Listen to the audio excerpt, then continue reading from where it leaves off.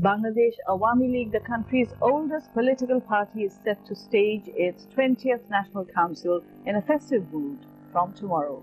Awami League President and Prime Minister Sheikh Hasina will inaugurate the two-day council at 10 a.m. at the historic venue of Sarwadi Udyan, the site of the father of the nation, Bangabandhu Sheikh Mujibur Rahman's landmark 7th March address and surrender of Pakistani troops in 1971. The opening session of the council is expected to witness the presence of a number of dignitaries from home and abroad, while the list of invitees also included President Abdul Hamid. Organizers said invitation letters were sent to high-profile Bangladeshi dignitaries like former President and main opposition Jatiyo Party Chief H.M. Ershad, opposition leader Roshan Ershad, BNP chairperson Begum Khaleda Zia, and Secretary General Mirza Fakhrul Islam Alamgir. They said leaders of other political parties like Rashid Khan Menon and Hassanul Haqqinu, envoys of foreign countries and civil society figures were also invited at the opening of the council. Bangladesh and Awami League are invariable and inseparable parts of Bengali nation.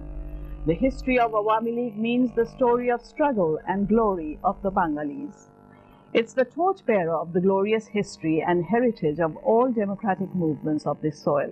The country achieved independence under the leadership of this oldest and biggest political party. It was the first opposition party in the then East Bengal. Maulana Abdul Hamid Khan Bhashani became the president, Shamsul Haq of Tangail secretary, while Sheikh Mujibur Rahman was made joint secretary. Awami League is not only the country's oldest and biggest political party, it is also the pioneer of democratic and non-communal spirit of this soil. From the beginning, the party's leader, Bangabandhu Sheikh Mujibur Rahman, father of the nation, began to build Bangladesh as a non-communal country. In line with her father's ideology, Prime Minister Sheikh Hasina is heading the country towards massive development.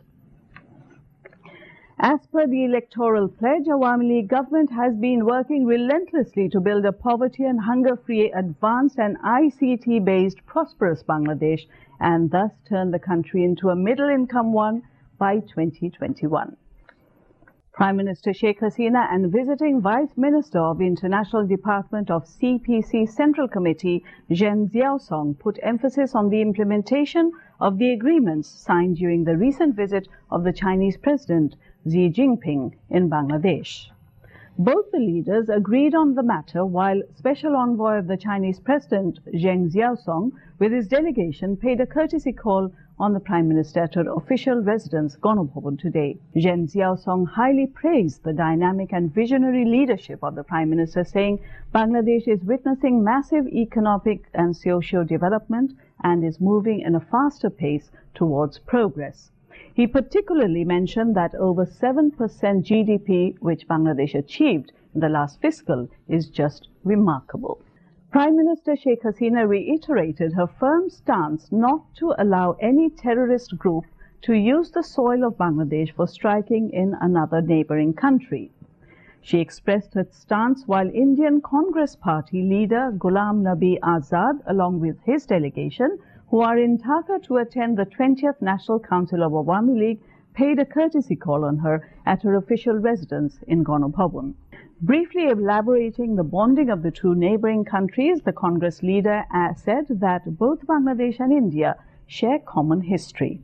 The Prime Minister recalled help and assistance of the Indian government and its people during the liberation war of the country in 1971. State Minister for Foreign Affairs Shahryar Alam has said media professionals must refrain from negative reporting during humanitarian crisis and uphold professionalism in performing their responsibilities. The State Minister was inaugurating the Asia Media Conference 2016, jointly organized by the International Committee of the Red Cross ICRC and the Diplomatic Correspondence Association Bangladesh, or DCAB, at a city hotel in the capital today. And now, news on sports.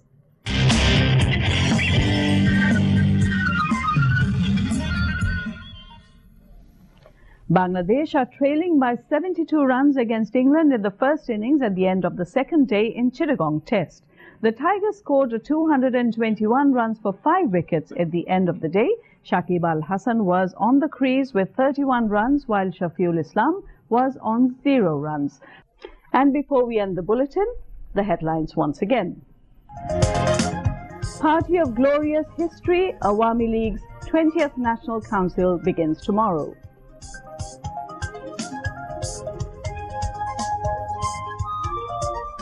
Enthusiasm among councillors and other partymen as all preparations complete for holding council.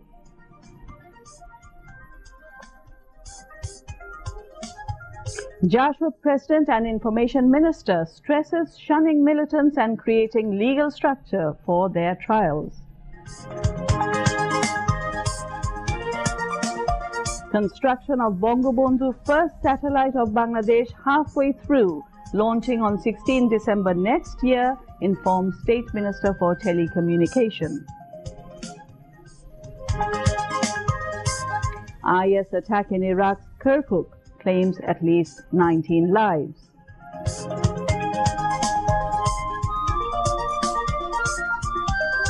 And Bangladesh 72 runs behind England at stumps on second day of Chittagong Test.